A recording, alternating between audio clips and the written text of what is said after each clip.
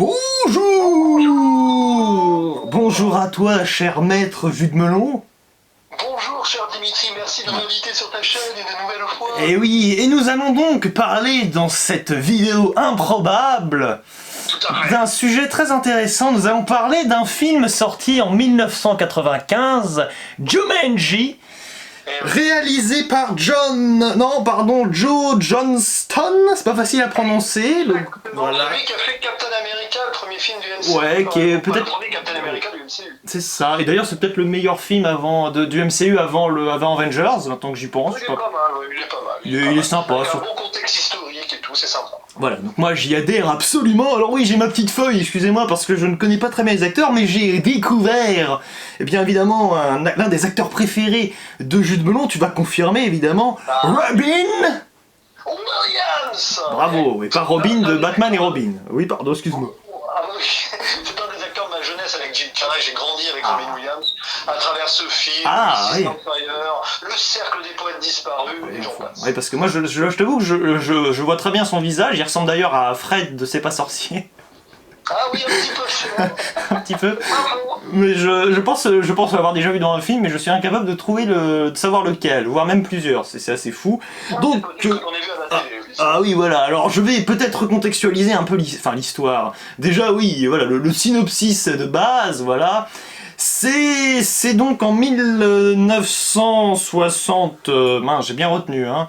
Bon, merci. Bon, dans les années 1960, évidemment, un enfant découvre un jeu mystérieux qui l'attire, un jeu de société, et finalement, eh bien, il faut peut-être pas trop spoiler non plus, il s'appelle comment d'ailleurs ce jeu de société? Il s'appelle Jumanji, oui, d'ailleurs, précision. C'est le titre du film. Et oui, c'est le titre du film. Le personnage disparaît, on ne sait trop comment. Une jeune fille qui était avec lui, qui s'appelle Sarah, de souvenir, oui. Qui s'appelle Sarah, évidemment, se dit « Oh là là, c'est terrible, puisque Alan, eh bien, a disparu. » Et ce qui va se passer, évidemment, bien des années plus tard, c'est que... Ah oui, comment éviter le spoil? Eh bien, le jeu de société se retrouve dans des mains, voilà, toutes innocentes et toutes jeunes, de Mary Jane Watson, non, je plaisante, hein, évidemment l'actrice qui jouait Mary Jane Watson dans les Spider-Man de Sam Raimi, autrement dit, qui s'appelle, oui, alors j'ai attention à les prononciations, Kirsten Dunst, oula. Oui, tu t'en sors très bien. Ah bon. T'as fait allemand en LV2, toi. C'est terrible. Et finalement, bien voilà, avec enfin bon, en gros, il y a 4 personnages qui se retrouvent liés dans ce jeu, qui va finalement permettre un parallèle très particulier entre, évidemment, notre réalité, notre planète, et évidemment le jeu qui s'incorpore dans ce délire. Enfin bon, c'est pas compliqué. Moi, je ne connaissais pas ce film, c'est Julien, Jules Melon, pardon, oh là là, l'identité secrète, qui me l'a fait découvrir.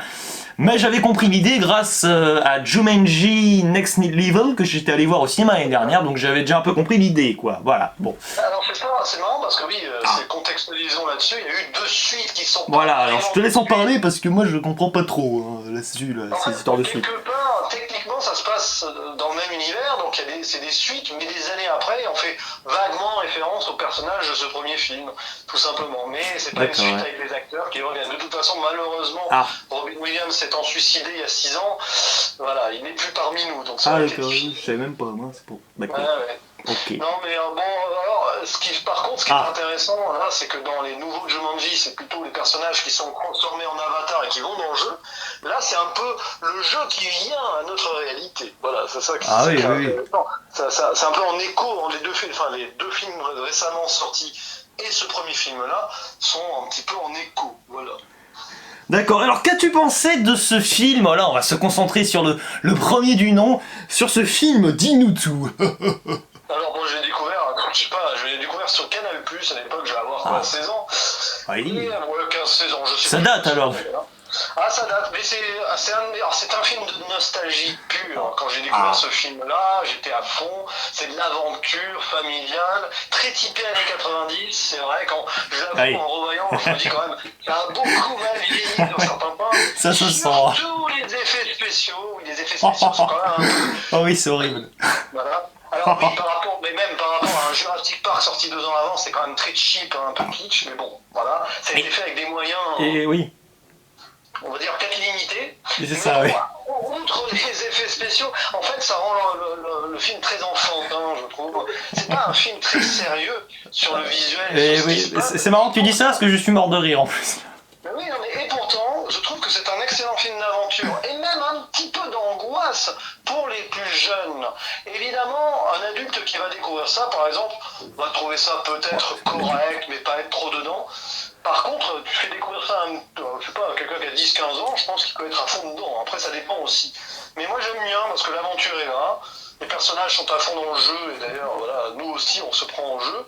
Et puis, quand je disais de l'angoisse, il y a des petits moments au début du film. L'exposition est très longue, hein, faut l'avouer, là, où ça fait un peu film d'horreur, c'est très lent, on regarde sous le lit s'il n'y a pas quelque chose, on entend des bruits. J'aime bien ce petit côté-là, ça doit être sympa à voir en salle obscure, par exemple. Oui. Oui, j'aime beaucoup ce film. Alors, c'est pas mon film préféré avec Robin Williams, mais il fait partie de mes classiques, quoi. Avec Mrs. Doubtfire, le cercle des poètes disparus, l'homme bicentenaire, Jack, enfin bon, je pense. Ah oui, d'accord, oui, il est plutôt 15e alors. Non, mais c'est très compliqué.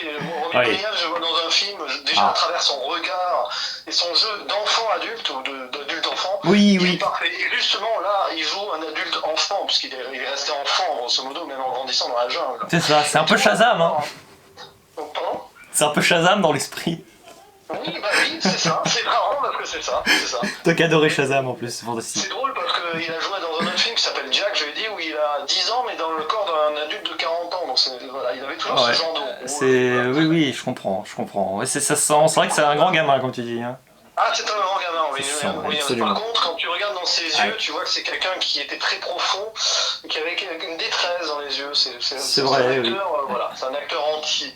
Voilà. C'est et toi, vrai, alors, du coup, quand tu pensais de cette découverte tardive, mais du coup, découverte de Robin Williams, mais surtout de Jumanji. Surtout de Jumanji, oui, c'est vrai. Eh bien, je vais te décevoir, mon pauvre.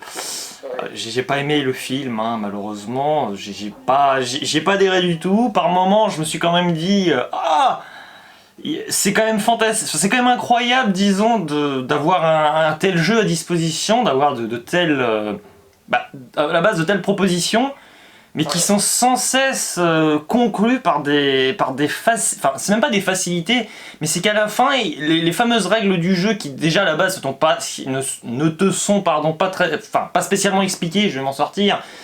Mais je sais pas, moi, il y a vraiment pour moi le jeu, ça devient un peu, enfin c'est de la magie déjà, bon. C'est complètement de la magie, oui. Mais à un moment, je trouve que ça force trop, et j'ai même pas les mots pour en parler parce que constamment le film, pour moi, je vais quand même le dire, il m'a un peu insupporté. C'est-à-dire que je dis pas, les acteurs jouent bien, voilà, principalement Robin Williams et puis celle qui joue Mary Jane. Bon, ces deux acteurs que je retiens parce que, et encore au début, à un moment, elle pousse un cri, ça laisse quand même, ça fait un peu flipper, ça laisse vraiment des.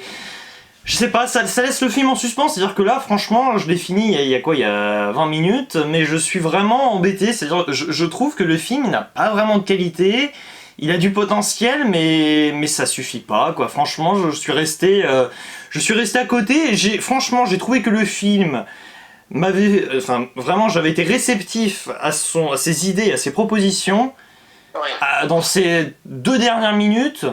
Et je révélerai pas pourquoi, est-ce qu'il y a un spoil, mais c'est vraiment, c'est quand même très mince, quoi. Franchement, On peut spoiler à la fin, Ah oui, on fera une zone spoiler, hein, mais franchement, voilà, tu le comprends, j'ai du mal à même trouver mes mots parce que je n'arrive toujours pas à comprendre. C'est fantastique, mais fantastique. Sur la fin. C'est très intéressant parce que moi, à la fin, j'ai beaucoup de choses à dire aussi dessus. C'est parfait. C'est presque, ça commence un nouveau film à la fin, presque. C'est ça qui est intéressant. Oui, voilà. Mais en parlant de nouveaux films, voilà, moi j'avais quand même largement préféré, même si c'était pas génial, j'ai quand même préféré moi Next Level pour le coup. Hein. Mais ça dépasse voilà l'idée de se dire que c'est ça date de 95, donc on doit être indulgent avec les effets spéciaux. Je suis désolé, mais je sais par exemple très bien que Gremlins, qui a été quand même un peu plagié par moment quand même ici, c'est un peu affligeant à force. Avec les singes, voilà. Mais bon, Gremlins, ça date de 84 et là on est en 95, les gars, quand même. Là-dessus, on est d'accord sur sur les effets spéciaux et surtout aussi sur les animatroniques. Les animatroniques, c'est des sortes de marionnettes et tout. Le lion, il fait très faux. Oui. C'est vrai. Comme le nord de Londres, il fait très faux. Moi, ça m'a toujours choqué. Hein.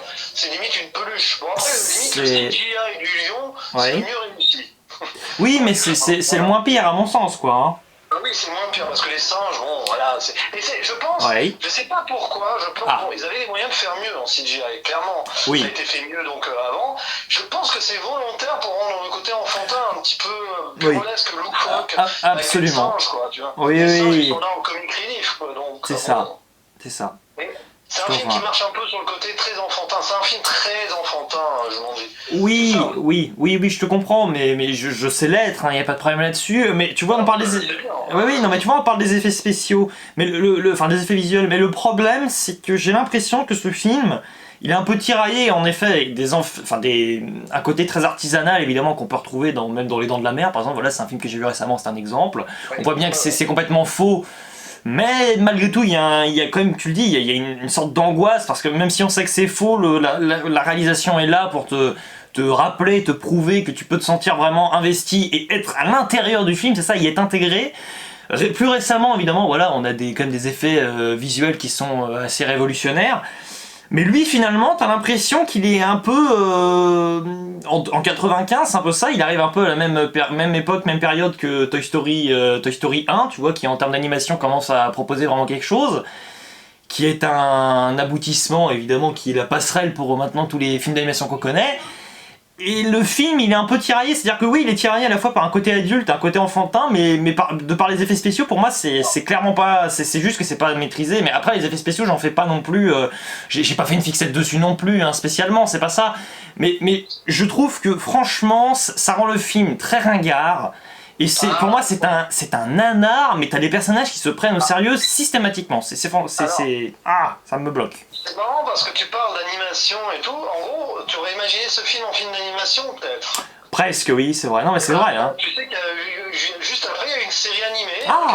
De film, donc tu vois, et elle est bien, cette série? J'ai vu quelques épisodes, c'est sympa. En gros, ça raconte l'histoire d'Alan Parrish, joué par Robin Williams, dans la jungle. Donc, c'est l'histoire dans la jungle, avec les garçons et les enfants qui y vont. En gros, c'est un petit peu le préquel de ce que ça a été les deux Jumanji récents. D'accord, bon. Après, je comprends, je vois les bémols. Le côté ringard kitsch, oui, moi je l'avoue. Tu regardes ça en 2001, bon, ça a mal vieilli. Oui. Par contre, le côté aventure, bon, c'est le côté aventure des films comme Les Goonies et tout. Alors, on fait plus trop de films comme ça, parce que le monde a évolué, tout simplement. Oui. Donc, du coup, tu regardes aujourd'hui, ça fait ringard. C'est un enchaînement de péripéties. Hein, voilà, il lance les dés, pouf, il y a des araignées, des moustiques, tout ce que tu veux. D'ailleurs, c'est très drôle de voir Mary-Jane affronter une araignée à un moment. Oui, c'est vrai, oui, j'y ai même pas pensé. C'est aussi le problème du film, tu vois, c'est que franchement, oui, il s'est passé des choses à l'écran qui sont... sur le papier, c'est marrant, c'est que ça a vraiment tout pour aller bien. C'est-à-dire qu'on m'explique l'histoire comme ça, voilà, je t'appelle et je te demande un résumé, le synopsis de Jumanji en mode très détaillé. Ok, enfin franchement, j'achète. Mais tu l'as dit toi-même, et c'est exactement ce que j'en pense, hein, voilà, c'est un problème sur la forme. Au-delà des effets spéciaux, parce que je pense qu'il n'y a pas qu'une histoire quand même qu'on soit maintenant en 2020 et qu'il y ait eu 25 ans qui soient passés, le film est un peu plombé. J'ai l'impression quand même que, je pense qu'on est d'accord pour le dire, il y a des dialogues qui sont absolument consacrés pour les live action, on va dire ça comme ça, et d'un autre côté pour des films d'animation ou des dessins animés pour avant, quoi. Voilà l'idée. Alors, c'est quand même intéressant parce que dans ce film, il n'y a pas d'adultes. Faut se poser là-dessus. C'est peut-être la 10e, 15e fois que je vois le film. Et je me suis posé, je me suis dit, mais en fait, Alan Parrish, il a grandi dans la jungle, il revient, c'est un enfant. Il agit comme un enfant. Oui. Mais sa copine Sarah, jouée d'ailleurs par Bonnie Hunt, qui est une actrice très sous-estimée, mais que j'aime bien. Et cette actrice, donc ce personnage aussi est resté enfant parce qu'elle est restée psychologiquement bloquée. Donc, puisqu'elle a suivi une thérapie et tout, elle n'a jamais pu vraiment grandir. Il n'y a que des enfants d'ailleurs quand ils se disputent, les deux adultes, ensemble. C'est des gamins. Ils sont limite plus gamins que les deux enfants qui ont perdu leurs parents et qui sont devenus plus adultes. D'ailleurs, c'est ça, oui, ce qui fait que oui, on essaie. C'est une petite thématique sur l'idée de la famille et tout, parce que c'est quand même des familles décomposées. Oui. Et l'absence des parents, on voit au début du film, le petit Alan qui s'entend pas bien avec son père, qui rejette son père parce qu'il est riche. C'est marrant d'ailleurs, il est riche et il s'appelle pas riche, c'est très drôle, ça m'a toujours fait rire ça. Oui, c'est vrai, voilà. mais bon, je suis désolé, mais tout ce que tu dis là, pour moi, ce sont des détails malheureusement qui durent quelques secondes, mais je comprends, c'est l'enchaînement l'enchaînement de l'aventure. C'est ça, exactement, voilà. On jette les dés, il se passe un truc, hop, C'est on règle ça. le problème, on jette les dés, oui, peut-être que C'est ça, c'est répétitif, mais en même temps, j'ai envie de dire que bon, j'ai un peu plus apprécié, enfin même beaucoup plus apprécié Next Level en étant maintenant conscient, voilà, qu'il est arrivé après. Donc pour moi, finalement, l'idée à la base, vous l'avez compris, pour moi, elle est pas mauvaise, elle est même plutôt sympa. Mais je reviens là-dessus, c'est ces fameux dialogues qui pour moi sont systématiquement conclus par des interrogations, c'est-à-dire que moi je n'ai pas arrêté de me questionner pendant tout le film à chaque fois. Si on suit la logique le cours des choses, si on suit la logique des personnages, le film ne doit pas du tout avancer comme ça, mais bon, c'est parce que le scénario est un peu statique, il est un peu perdu, du coup on fait ce qu'on peut. C'est-à-dire qu'un scénario qui pour moi est complètement vide, hein, c'est quand même c'est un peu le désert, mais vu que les personnages partent un peu dans tous les sens, ça s'oublie. Et finalement, il y a une sorte, pour moi, d'énergie un peu artificielle qui nous est vraiment placardée. Mais pour moi, si tu veux, ça cache pas les manques vraiment à pallier pour moi d'un métrage. Après, voilà, quand même, je vais nuancer mon propos, et je te propose après qu'on arrête peut-être à une zone spoiler, parce que sinon on va être un peu bloqué. Mais j'aurais plus adhéré au film si les personnages avaient été vraiment dans une sorte un peu, mais à l'époque ça se faisait peut-être un peu moins quand même, mais tu vois, un côté peut-être un peu plus méta, tu vois, un côté peut-être un peu plus rigolard, parce que tu vois, tu me parles d'épouvante, mais franchement, même il y a des scènes à un moment avec les crocodiles, mais ça n'a ni queue ni tête, c'est le cas de le dire, pour moi c'est... Voilà. Je vois ce que tu veux dire. T'aurais aimé plus d'humour, comic relief, plus frontal. Sauf que justement, ça, c'est les films des années 90 et souvent, on se concentre pas trop sur le comic relief d'aujourd'hui. Ah oui. Je pense que c'est un point de vue générationnel. T'as plus grandi avec des films avec un petit comic relief bien sympa qui donne du dynamisme à l'ensemble. Ouais. Moi, j'ai plus été habitué à ces genres de films-là, donc parfois j'ai plus de mal avec des comic relief dans des trucs du MCU et tout ça. C'est marrant parce que ça peut faire un débat à l'avenir. Oui, mais c'est vrai, oui, je pense pas qu'au MCU, mais oui, l'idée là, mais pareil. Ou film récent, tu vois ce que je veux dire. Oui, tu vois, enfin, je sais pas, un film qui mélange à la fois horreur et comédie presque. Bah, je sais pas, tu prends Zombieland 2 par exemple, pour toi Zombieland, enfin je ne sais pas, enfin toi t'as pas aimé celui-là en question, mais c'est un exemple comme ça que je prends. Après oui, il y a pas vraiment d'aspect générationnel parce que bon, moi il faut quand même le savoir. La plupart du temps, les films qui gèrent mieux la comédie, ça fait un petit moment qu'ils sont sortis, et pour moi ils datent bien, enfin des années 90, c'est encore la limite quoi. Bon, après bon, on est passé au 21e siècle, c'est un petit peu plus délicat si tu veux, mais pour vraiment les films comiques, si tu veux, aventure, parce que bon, un film MCU c'est pas vraiment, c'est un film de super-héros avant tout, enfin, tu vois ce que je veux dire quoi dans l'idée. Donc je fais pas vraiment une fixette sur le MCU, mais moi vraiment mon interrogation c'est pourquoi faire un film finalement, un terme que tu vas bien apprécier, mais un peu dichotomique, c'est-à-dire entre des personnages qui pour moi, c'est presque le paradoxe, sont tellement forcés dans la volonté de s'inscrire dans le film qu'ils n'y appartiennent pour moi. Mais alors pas du tout, et alors moi en tant que spectateur, bah forcément je n'ai, l'espace de 10 secondes, je n'ai jamais réussi, au-delà de 10 secondes, hein, je n'ai jamais réussi à vraiment... je vais pas dire laisser une trace dans un film, c'est pas le but du spectateur, mais avoir l'impression quand même, pas non plus de s'immerger, parce que c'est pas toujours simple, hein, mais au moins, comment dire, avoir un peu la pétoche pour les personnages, ou se sentir un peu concerné, et même ne serait-ce que concerné. Et franchement, il y a très peu de films qui me font cet effet. Il y a des films que j'apprécie pas du tout, qui pourtant arrivent à peu près à me faire rentrer les personnages arrivent à peu près à rentrer et à s'insérer vraiment dans quelque chose que je trouve très captivant. Ici, malheureusement, je sais pas, j'ai du mal à expliquer parce que c'est quand même compliqué, voilà, de dire ce film, je comprends très bien qu'il puisse plaire à pas mal de gens, mais moi, je me sens pas, j'y arrive pas à dire, je n'arrive pas à y adhérer. C'est-à-dire que je suis pas resté, enfin si, je suis resté à quai. Mais je me suis pas imposé non plus, voilà, il faut pas que j'aime ce film, je dois pas rentrer dedans, c'est pas ça. J'ai vraiment tout fait pour rentrer dedans. Je t'ai même à un moment, je t'ai dit bon, ça commence à bien faire parce que pour que j'arrive à sortir du film et commencer à envoyer un SMS, il faut vraiment le chercher parce que moi je regarde un film quoi. Je suis hyper concentré. J'étais très surpris à ce moment-là. Voilà. Je l'ai vu sans le voir parce que j'aurais pu ne pas le voir jusqu'au bout. Oui, c'est ça, mais bon, au final, c'est frustrant si tu veux parce que on va en arriver dans une... Ah, comment, pardon, excuse-moi. Une théorie par rapport à ça, c'est un peu tiré par les cheveux, tu vas me dire. Bah vas-y. C'est le gars qui me défend le film à tout prix. Vas-y. J'ai l'impression que c'est un peu une mise en abîme du fait que les personnages ils sont pris au jeu, mais malgré eux, ils sont pris là-dedans et ils savent pas trop quoi faire pour s'en sortir, pour finir la partie. Voilà. Donc du coup, ils sont un peu paumés, ils sont complètement paumés. Oui, c'est vrai, mais c'est vrai, c'est peut-être le problème, oui. Mais je te propose qu'on ouvre peut-être une zone spoiler pour être... Voilà, alors j'ouvre une zone... Spoiler, vas-y, fais des gestes. Spoiler, le poudre magique. Alors, vas-y. Parce que toi, t'en es un, parce qu'il vaut mieux pas le savoir avant de regarder le film. As-tu remarqué que l'acteur qui joue le chasseur, donc c'est un chasseur, qui apparaît, chasseur de primes, qui est un personnage hilarant, bon, c'est gaguesque, c'est comics. Hein. C'est Jar Jar Binks pour moi. Hein. Il s'appelle Van Pelt, et ben figure-toi que l'acteur qui joue Van Pelt, c'est le même qui joue le père d'Alan Parrish au début. C'est pas vrai. Et oui, comme Jack Nicholson dans Mars Attacks, par exemple. D'accord, bah c'est marrant ça. C'est très drôle parce que c'est un choix qui est complètement improbable.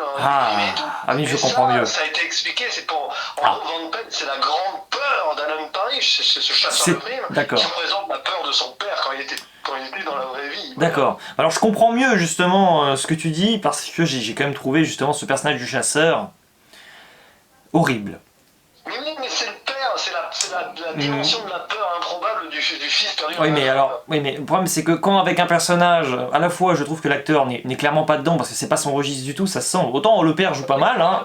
Il s'appelle Jonathan Hyde. Oui, bah alors Jonathan, pas pourquoi on a ce film notre confrère, hein, c'est pas ça, mais c'est pas lui. Mais le problème ici c'est que, comment dire. Ouais, alors cet acteur, oui, il se défend bien quand il est sérieux. Bon, alors là, il est à moitié sérieux, à moitié un peu perdu, en mode délire. Bon, ça m'a pas vraiment, ça m'a pas surpris spécialement.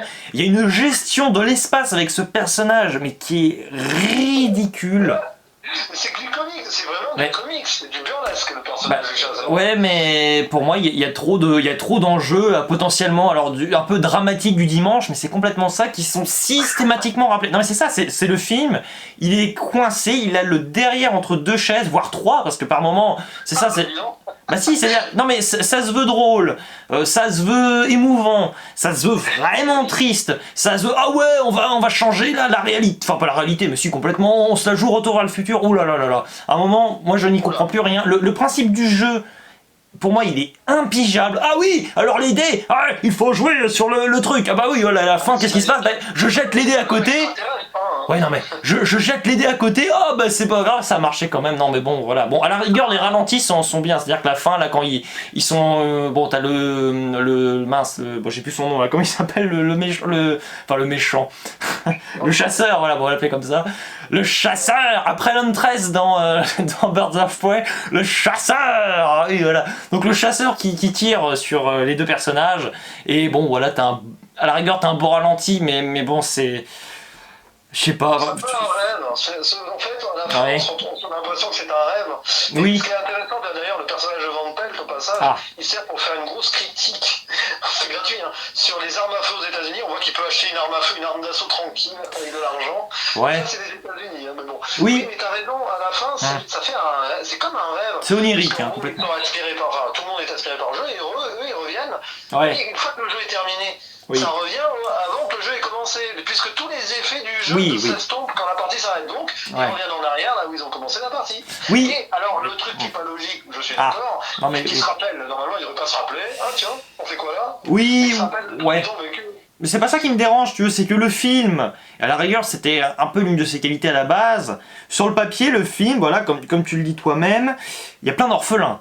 C'est ça l'idée. Il y a même que des orphelins, enfin de ce qu'on en comprend à peu près quoi. Les deux petits sont des orphelins. Voilà. Après, pareil sur lui-même, vu comment sa relation avec son père, mais bon, il se réconcilie avec. Hein. Oui, non mais d'accord, mais ce que je veux dire, c'est qu'à un moment, ils sont à peu près tous orphelins. Enfin bref, drama absolu. Oui, c'est vrai. Et à la fin, l'idée pour moi, c'est ça, c'est que le film ne se prend plus assez au sérieux. Enfin, c'est pas qu'il se prend plus au sérieux, c'est qu'il a même plus envie de se donner la peine vraiment d'appuyer pour moi vraiment cette lancée dramatique. Rien ne s'est passé, il n'y a pas vraiment eu de conséquences, même si bon les personnages se sont rappelés plus ou moins. Non mais d'accord, mais ils se sont rappelés, super. Et là, enfin si, la conséquence justement c'est que ça tue le drama. Donc la meilleure qualité du film, il la détruise quoi. C'est vraiment ça que j'ai retenu moi. Oui, mais alors la fin, c'est marrant, tu parles de Retour vers le futur, c'est ça, réalité alternative. sympathie, il se rappelle de tout et tout se met. Et puis ça fait un peu quatrième dimension, non? Il fait une référence à la quatrième dimension. Oui. Ça pourrait faire un épisode de la quatrième dimension. C'est ça, et à un moment, pour l'anecdote, je t'ai envoyé un SMS, je t'ai dit, ah oui, le film arrive quand même à caser donc la quatrième dimension et arrive à se comparer à elle quand même, parce que pour moi la série est très bien, et là, bon, un peu présomptueux. On en parlera, oui, oui, absolument. Mais voilà, mais c'est pas, mais si tu veux, je le reverrai, parce que c'est vraiment des fois, c'est tout simplement le genre de... avec ta sœur et tout. Ouais, voilà, peut-être que là tout seul aussi, c'était pas non. Enfin, tout seul, on l'a regardé à distance, mais. C'est. Bah après, bon, malgré tout, pour moi, il est quand même les bons films, que ce soit seul ou en compagnie, tu peux quand même, à la base, bon, te sentir un minimum impacté. J'ai quand même l'habitude de voir des films seuls, quoi, donc quand même, à minima. Mais bon. Bah, malheureusement, je vais être dur, mais bon, à la base, j'ai pas trop envie de le noter, mais bon, je vais te faire plaisir, hein, voilà, enfin, je vais te faire plaisir. Non, je vais pas te faire plaisir, mais ça va pas te faire plaisir la note, mais je vais quand même me forcer. Je vais mettre 2 sur 10, mais ça me fait pas plaisir, hein, c'est-à-dire que voilà, bon, je donne une note, mais bon, l'appréciation, bon, j'aime pas dire nul, parce que voilà, on a un système, voilà, sur Captain Watch, où en gros, on a le droit de mettre des appréciations. Bon, nul, c'est vrai que c'est un peu dur, en même temps, 2 sur 10, on peut pas dire autre chose. Moi, j'ai envie de dire, à la base, ça peut être très bien, mais pour moi, ils l'ont joué complètement à l'envers. Voilà, c'est tout ce que je veux dire, moi. Mais bon, et toi, alors, toi, tu vas remonter le niveau, quand même, rehausser la barre. Moi, j'ai toujours mis 8 à ce film, ça bouge pas. C'est un 7,5 arrondi à 8 pour le côté gros nostalgie et tout. Je vois les défauts. Joe Johnston n'est pas un grand réalisateur. Je préfère Rian Johnson, moi. Ah non, c'est Joe Johnston. Ouais, pardon. Il a fait Jurassic Park 3 aussi. Hein. Oh là là. Voilà, il a fait aussi Chérie, j'ai rétréci les gosses, qui est un bon film. Ah bah ça, j'ai pas vu ça, d'accord. Mais ça, par contre, ça devrait te plaire. Mais bon, avant mais famille aussi. tu trouves que c'est quand même un bon réal dans ta conclusion, je te laisse en parler peut-être un peu, parce qu'on n'a pas trop parlé des plans, enfin des plans. Moi j'ai trouvé que c'était pas... C'était un peu mou. C'est pas un film de réalisateur, enfin, c'est pas spécialement extraordinaire à ce niveau-là, mais c'est pas un film que je regarde sur son esthétique. Clairement. Ah non, mais non, mais voilà. Non mais il n'y a pas plus... Voilà. Robin Williams, son regard d'enfant dans un corps d'adulte, il a souvent joué comme ça, et pour moi il avait le plus beau regard d'enfant dans un corps d'adulte des acteurs de l'histoire du cinéma. Oui, je viens de penser à un truc à l'instant là, justement. Il y a peut-être aussi un élément qui joue en la défaveur du film, c'est que je l'ai vu en VF. Oh, la VF est pas dégueu, mais le problème c'est que il y a des sous-traductions de dialogue. Oui, voilà. Parce que bon, les dialogues, t'as bien compris que ça me pose un peu problème. Il y a des sous-traductions à un moment, ça va du cluedo à un moment, là il y a un petit truc. Oui, on sent, oui, c'est ça, c'est que des fois, c'est paraît très bizarre. Je crois. D'accord, alors moi ce que je propose, parce que voilà, j'ai été très dur dans mes propos, mais je le reverrai en VO, parce que moi, bon voilà, il faut savoir, je privilégie la VO. Petite anecdote, voilà, comme ça, je pense qu'on pourra conclure en gros là-dessus. Mais moi j'avais vu au cinéma un film Wolverine, le combat de l'immortel, que j'avais détesté en l'ayant vu au cinéma en VF justement, parce que voilà, Logan, Wolverine avait une voix comme ça, une petite imitation. Oh oui, je suis Wolverine. Voilà, bon, en gros, donc c'était ça pendant 2 heures. J'avais été très déçu, pour l'avoir revu en DVD, parce que oui, du coup je l'ai eu en DVD quand même, mais cette fois en VO, j'ai trouvé le film vraiment bon. Donc là, j'espère vraiment que ça sera la même chose, parce que c'est vrai que moi, j'ai un petit enfin pas un problème, c'est pas un problème, mais je me rends bien compte qu'en général, je vais être très dur avec un film qui sur un élément parfois dont je n'ai même pas conscience, un élément pour moi est très raté, donc là ça peut être la VF potentiellement, donc tout l'impact sur les dialogues, sur même la performance des acteurs même. Et ça peut complètement plomber le tout. Voilà, c'est pour ça que des fois j'aime bien des films qui sont un peu détestés, parce que en réalité, des fois je trouve qu'ils sont juste corrects sur toute la ligne. Voilà, c'est tout. Après, quand même, Michel Papineski était une très bonne voix française de Robin Williams. Mais bon, après c'est le dialogue derrière. Après oui, je sais pas, j'ai pas le recul pour faire la comparaison là, mais oui, il y a des sous-traductions, je me souviens, mais bon. Ça a été francisé dans les traductions. Bah oui, toi tu dois t'en rendre compte d'autant plus, toi le grand maître d'anglais, n'est-ce pas? Ouais, voilà. Ah, si. Après, moi j'ai vu jeune où je m'en fichais un peu de la VO de la VF. Donc d'accord, oui, non mais quand on est plus jeune, je comprends bien. Par contre, c'est une VF qui est moins de qualité peut-être que la VF du Retour vers le futur, par exemple, qui est vraiment extraordinaire. Ouais, je comprends. D'ailleurs, je sais pas si tu comptes voir un jour, parce que je sais que tu l'as pas vu, Jumanji Next Level. Probablement, je le verrai un jour. Voilà. Alors tu oui, ça peut être intéressant. Alors j'avais repéré quand même que tu vois dans Jumanji Next Level, les traductions, tu sais, les sous-titrages de la VOST au cinéma, ça collait pas, si tu veux. Et pourtant, voilà, c'est quand même dommage de s'en rendre compte en plein film, enfin pendant le film. Et peut-être que c'est je sais pas, est-ce que c'est possible qu'une saga soit un peu plombée malheureusement à cause d'un travail, un travail finalement qui n'est pas en lien avec le film en lui-même, quoi. Je pense pas que ce soit la même équipe qui a travaillé les doublages, mais ça arrive. Non, mais je peux t'en parler. Dans ta vidéo sur Next Level. C'est ça, oui, voilà, exactement. Bah, rien que sur le titre qui avait posé problème, déjà, poser des questions sur le traduction. Oui, probablement, mais bon, en tout cas, voilà. Mais bon, c'est pas grave, hein. Moi je suis content de te l'avoir fait découvrir quand même. Ah, mais moi j'étais.